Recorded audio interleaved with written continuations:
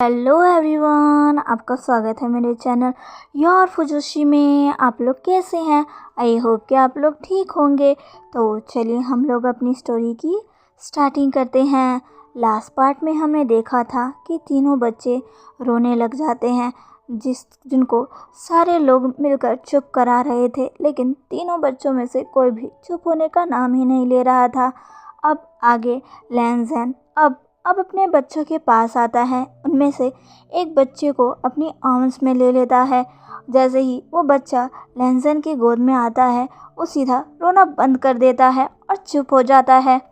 उसके चुप हो जाने के बाद लैंज़ेन बाकी दो बच्चों के साथ भी सेम वही करता है। वो उन्हें भी अपनी गोद में लेता है, जिससे वो दो बच्चे भी चुप हो जाते हैं।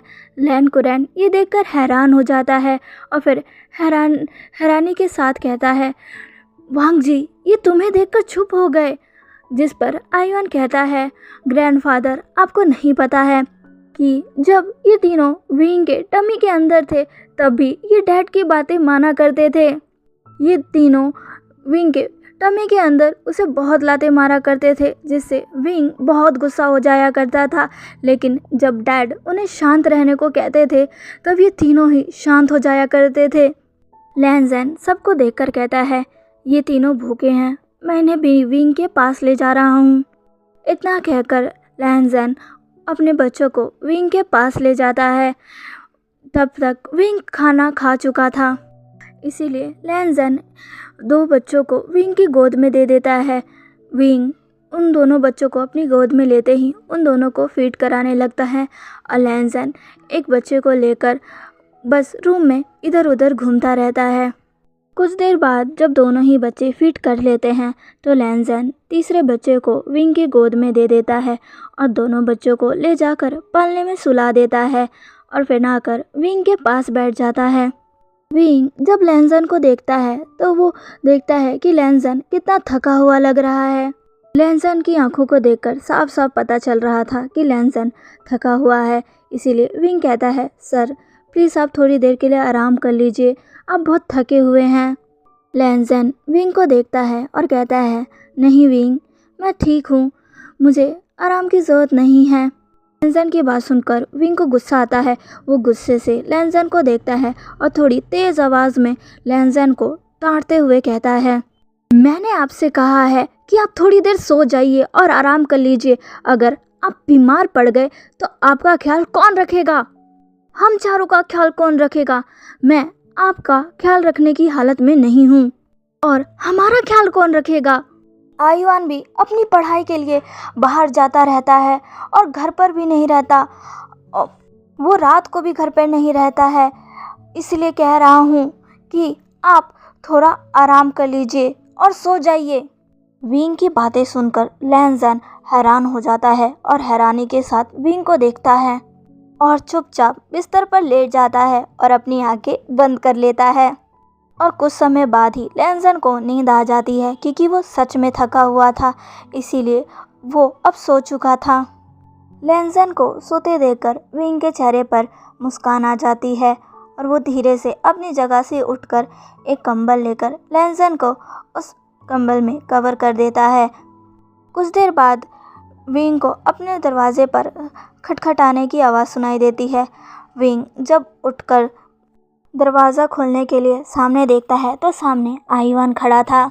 आयुआन विंग से पूछता है कि डैड कहाँ है? लंच का समय हो गया है, डैड अभी तक बाहर नहीं आए, सब उनका वेट कर रहे हैं। विंग कहता है, आयुआन तुम्हारे डैड सो रहे हैं, वो बहुत थके हुए हैं। कल से लेकर आज तक उन्होंने बहुत काम किया है, जिस वजह से वो थक गए हैं और सो रहे हैं। विंग की बात सुनकर जब लैंज़ेन बेड की तरफ देखता है तो देखता है कि लैंज़ेन सच में सो रहा था, जिसे देखकर आयुआन कहता है, ठीक है, जब उन्हें भूख लगेगी तो वो खुद आकर लंच कर लेंगे। अभी हम लंच करने जा रहे हैं तो प्लीज़ उन्हें बता देना। और तुम्हें किसी चीज़ की ज़रूरत तो नहीं है ना? अगर तुम्हें किसी भी चीज़ की ज़रूरत हो तो मुझे बता देना, मैं तुम्हें वो लाकर दे दूँगा।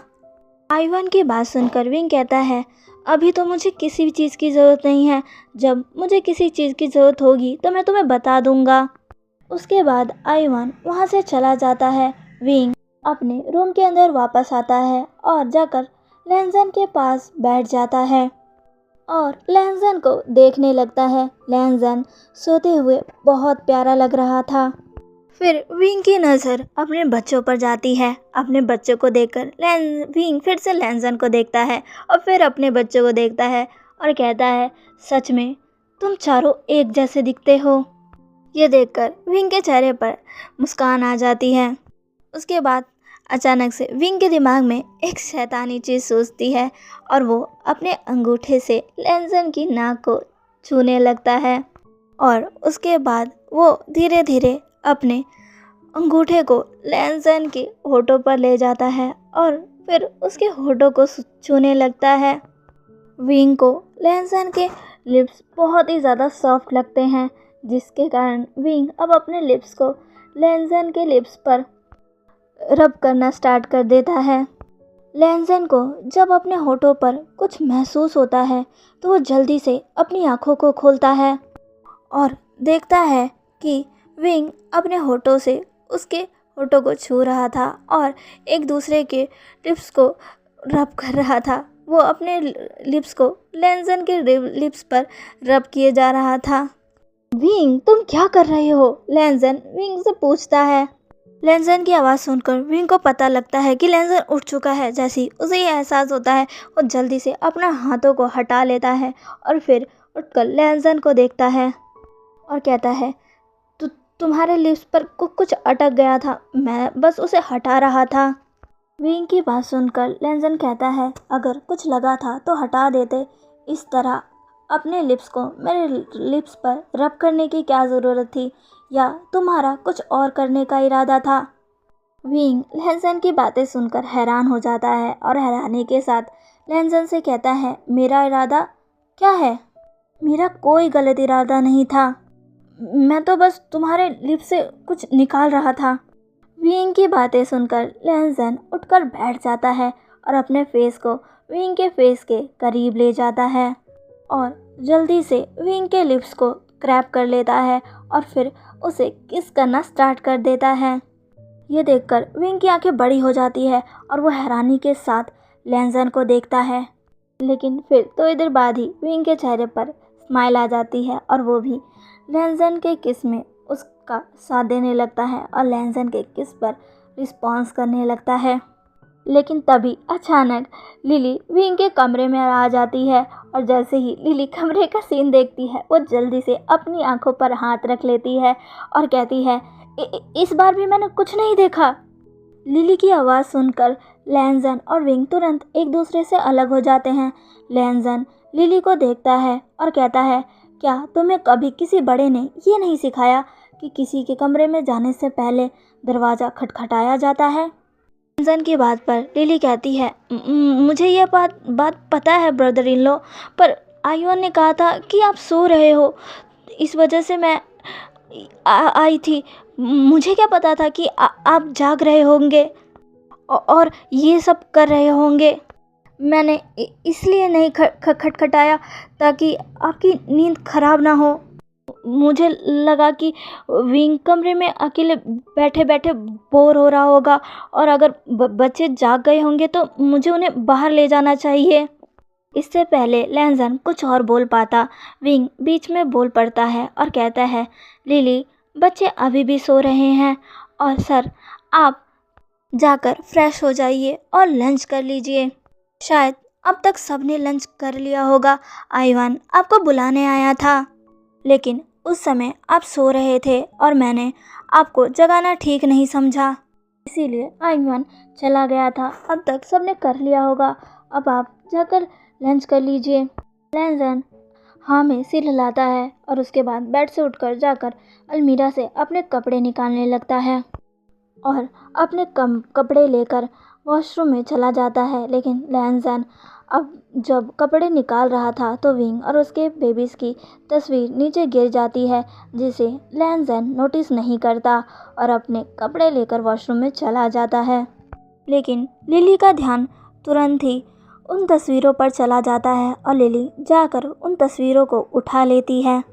जब लिली उन तस्वीरों को देखती है तो वो विंग की तस्वीर थी, जिसे देखकर लिली हैरान हो जाती है और तुरंत ही उठकर उन तस्वीरों को विंग के पास ले जाकर विंग को दिखाती है।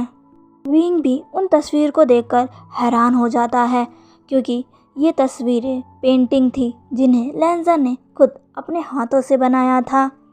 ये देखने के बाद लिली और विंग दोनों की आंखों में आंसू आ जाते हैं। तभी लैंजन भी वॉशरूम से बाहर आ जाता है। लैंजन को देखकर विंग जल्दी से उन तस्वीरों को छुपा देता है। लिली कहती है, मैं ब्रदर इन लॉ का लंच गर्म करने जा रही हूँ, शायद अब तक वो ठंडा हो गया होगा। मैं जाकर लंच गर्म कर देती हूँ। ये कहकर लिली कमरे से बाहर चली जाती है। लैंजन वॉशरूम से बाहर आकर सीधा ड्रेसिंग टेबल के पास जाता है और अपने बालों को कॉम्ब करना स्टार्ट कर देता है। विंग बिस्तर पर बैठे हुए बस लैंजन को देखते रहता है और उसकी आंखों से आंसू गिर रहे थे। लैंजन जब विंग को देखता है तो वो बहुत ज़्यादा हैरान हो जाता है। वो जल्दी से विंग के पास जाता है और अपने वरिड टोन में कहता है, विंग क्या हुआ? क्या तुम्हें कहीं दर्द हो रहा है? तुम रो क्यों रहे हो? लैंजन की बात सुनकर विंग तुरंत उन तस्वीरों को निकालता है और लैंजन को देते हुए कहता है, मुझे ये दोनों तस्वीरें पसंद नहीं आई। क्या तुम मेरी तस्वीर फिर से बनाओगे? देखो, तुमने इस तस्वीर में मेरे बाल कितने छोटे किए हैं और मेरे बाल तो लंबे हैं, और दूसरी तस्वीर में तुमने सिर्फ एक ही बच्चे को बनाया है, लेकिन हमारे तो 3 बच्चे हैं, इसीलिए तुम्हें ये तस्वीरें फिर से बनानी होगी।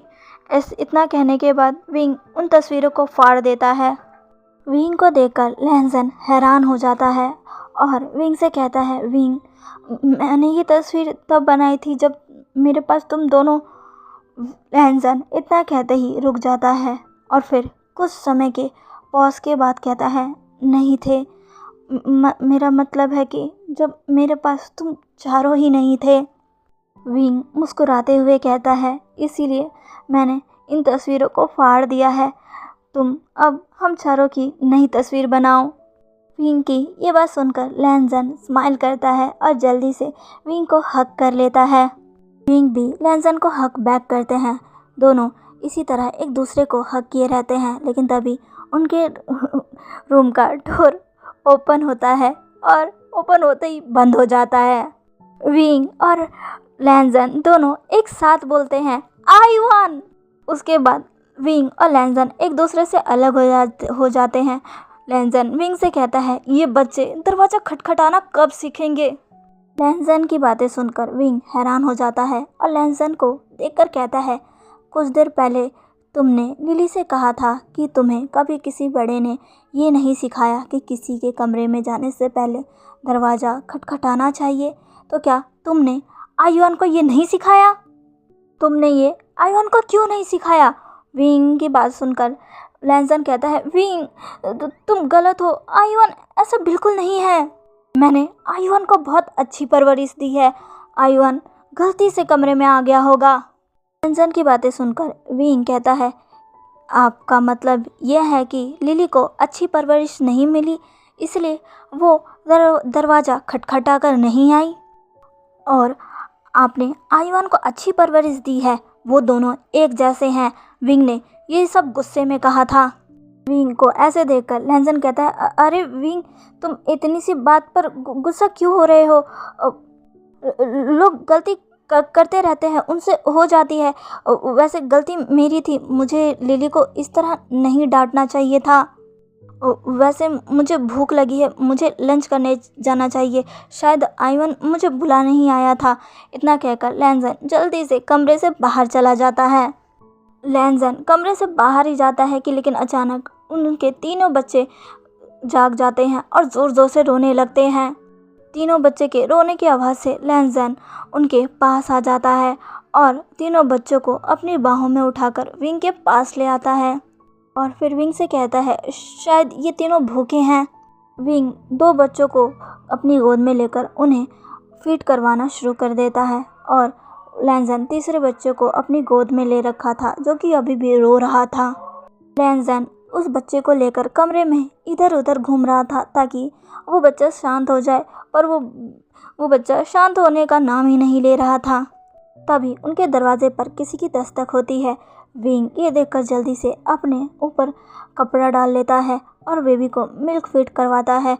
लैंजन जल्दी से जाकर डोर ओपन करता है। लैंजन देखता है कि उसके सामने लैन कुरैन थे। लैन कुरैन वांग जी से पूछता है, वांग जी क्या बात है, बच्चे इस तरह क्यों रो रहे हैं? अपने अंकल की बात सुनकर लैंजन कहता है, अंकल तीनों बच्चों को एक साथ भूख लगी है, लेकिन विंग बस 2 बच्चों को फीड करवा सकता है। अब क्या करें? वो एक समय सिर्फ 2 बच्चों को फीड करवा सकता है, इसलिए तीसरा बेबी रो रहा है। लैन कुरैन रो रहे बच्चे को लैंजन की गोद से ले लेता है और उसके साथ बाहर आ जाता है और उसे धीरे धीरे हिलाने लगता है, जिससे बच्चा थोड़ी देर के लिए चुप हो जाता है। सभी लोग एक एक करके बच्चे को आकर छूने लगते हैं, जिससे बच्चा थोड़ी देर के लिए शांत रहता है। लैन कुरैन लैंजन को देखते हैं और कहते हैं, तुम्हें जाकर अपना लंच कर लेना चाहिए। वैसे भी लंच का समय ख़त्म हो चुका है, हम सब मिलकर बच्चे को संभाल लेंगे। तुम जाओ और जाकर अपना लंच करो। लैंजन को अपने बच्चे को छोड़कर जाने का मन तो नहीं कर रहा था, पर अपने अंकल की बात सुनकर और उनकी बात मानकर लैंजन अपना लंच करने के लिए वहाँ से चला जाता है। सब मिलकर बच्चे की देखभाल करने लगते हैं। बच्चा थोड़ी देर रोता है, लेकिन फिर चुप हो जाता है। इधर दूसरी तरफ अंदर विंग दोनों बच्चों को दूध पिला चुका था। दोनों बच्चे दूध पीने के बाद खेलने लगते हैं, लेकिन लैंजन अभी तक तीसरे बच्चे को लेकर नहीं आया था। विंग ये देखकर कहता है, वो अभी तक बच्चे को क्यों नहीं लाया, उसे भूख लग रही होगी। इतना कहने के बाद विंग अपनी जगह से उठकर चलकर बाहर आता है। जब वो बाहर आता है तो देखता है कि हर कोई बच्चे के साथ खेल रहा है और बच्चा हंस रहा है और लैंजन अपना लंच कर रहा था। ये देखकर विंग के चेहरे पर मुस्कान आ जाती है। विंग उन सबके पास जाता है और कहता है, मुझे बच्चे को दे दो, वो अभी भूखा है। आइवान उन 2 बच्चों के बारे में पूछता है। विंग कहता है, वो दोनों कमरे में खेल रहे हैं। आइवान ने अपना सर हाँ में हिलाया और फिर विंग के साथ उसके कमरे में बच्चों को लेने के लिए जाने लगा। तब लैंजन भी अपना लंच ख़त्म करके विंग के पास आता है और कहता है, तुम अपने कमरे से बाहर क्यों आए? मैं तो बच्चे को लेकर तुम्हारे पास आने ही वाला था। लैंजन की बात सुनकर विंग कहता है, कोई बात नहीं सर, मैं बाहर आ गया क्योंकि मुझे इस तरह कमरे में बैठे रहना अच्छा नहीं लगा, इसलिए मैं बाहर आ गया। मुझे उसे दूध पिलाना है, उसे भूख लगी है। ये कहकर विंग कमरे के अंदर चला जाता है। लैंजन और आइवान दोनों विंग के पीछे पीछे कमरे में आ जाते हैं। आइवान कमरे में आकर दोनों बच्चों को अपनी गोद में ले लेता है और कहता है, डैड मैं इन दोनों को बाहर लेकर जा रहा हूँ, सभी इनके साथ खेलेंगे। लैंजन अपना सर हाँ में हिलाता है और आइवान उन दोनों बेबीज़ को लेकर चला जाता है। आइवान के कमरे से बाहर जाने के बाद लैंजन विंग के पास आता है। विंग जो अपने बच्चे को मिल्क फीड करवा रहा था। फिर वो लैंजन की तरफ देखता है और कहता है, सर शायद हमें डॉक्टर वैंकिंग से पूछना चाहिए कि हम बच्चों को फॉर्मूला दूध पिला सकते हैं या नहीं, क्योंकि मुझे लग रहा है कि इन तीनों का पेट ठीक से नहीं भर रहा है और एक बच्चा भूखा रह जाता है। विंग की बात सुनकर लैंजन कहता है, तुम सही कह रहे हो विंग, मैं आज वैंकिंग को कॉल कर कर उससे पूछूंगा। आज जब वो रो रहा था तो मुझे बहुत बुरा लग रहा था, क्योंकि तुम उन दोनों को दूध पिला रहे थे और उसे नहीं। मैं जब उसके साथ बाहर गया तो सब उसे शांत करने के लिए कोशिश कर रहे थे। अंकल ने कहा कि मैं जाकर लंच कर लूं, लेकिन मैं लंच नहीं कर पाया। उसे भूखा देखकर मुझे दर्द हो रहा था। विंग लैंजन से कहता है, सर क्या मैं आपसे एक बात पूछूं? सर आपने अभी तक इन दोनों का नाम नहीं रखा है, क्या आपने अपने दोनों बेटों का नाम सोचा है? लैंजन विंग को देखता है और मुस्कुराता है और कहता है, विंग तुम मुझे सर कहना बंद करो, मुझे ये पसंद नहीं है जब तुम मुझे सर कहकर बुलाते हो। तुम मुझे मेरे नाम से बुला सकते हो। लैंजन की बात सुनकर विंग कहता है, लेकिन सर मैं आपको आपके नाम से कैसे बुला सकता हूँ? आप मुझसे बहुत बड़े हैं। आप 45 ईयर्स के हैं और मैं अभी बस 18 साल का हूँ। विंग की बात सुनकर लैंसन कहता है, विंग, मुझे अपनी एज पता है। मुझे बार बार ये मत कहो कि मैं 45 ईयर्स ओल्ड हूँ। विंग कहता है, सर, क्या आपने अपना चेहरा देखा है? आप 45 ईयर्स के हैं लेकिन आप 55 ईयर्स के लगते हैं। मुझे डर है कि हमारे बच्चे बड़े होकर आपको ग्रैंडफादर कहेंगे। विंग ये सब मुस्कुराते हुए कह रहा था। लैंसन कहता है, विंग, मैं इतनी उम्र का नहीं हूँ जितनी उम्र का तुम मुझे कह रहे हो। इतना कहते हुए लैंसन जल्दी से ड्रेसिंग टेबल के पास जाता है और शीशे में खुद को देखने लगता है और कहता है, मैं 45 साल का हूँ। मैं तुम्हें 55 साल का कैसे लग सकता हूँ? विंग कहता है, सर, अपने बाल देखिए, सारे बाल काले से भूरे होने लगे हैं और यही भूरे बाल कुछ सालों बाद भूरे से सफ़ेद होने लग जाएंगे। मैं आपको सही कह रहा हूँ, जब तक हमारे बच्चे बड़े होंगे तब तक आप पूरी तरीके से एक ओल्ड मैन बन जाएंगे। तो चलिए गाइस, आज की स्टोरी बस यहीं तक। आज का पार्ट आपको कैसा लगा प्लीज़ प्लीज़ प्लीज़ मुझे कमेंट करके ज़रूर बताइएगा। आपके कमेंट्स बहुत कम हो गए हैं। इतने कम कमेंट्स, प्लीज़ गाइस ऐसा तो मत कीजिए। आप लोग लाइक भी नहीं करते हैं, कमेंट भी नहीं करते हैं, ऐसे कैसे चलेगा? प्लीज़ कमेंट कीजिएगा और आपको अगर मेरी स्टोरी और वीडियो पसंद आए तो इसे लाइक भी कर दीजिएगा। ओके, मिलते हैं इसके नेक्स्ट पार्ट में। बाय।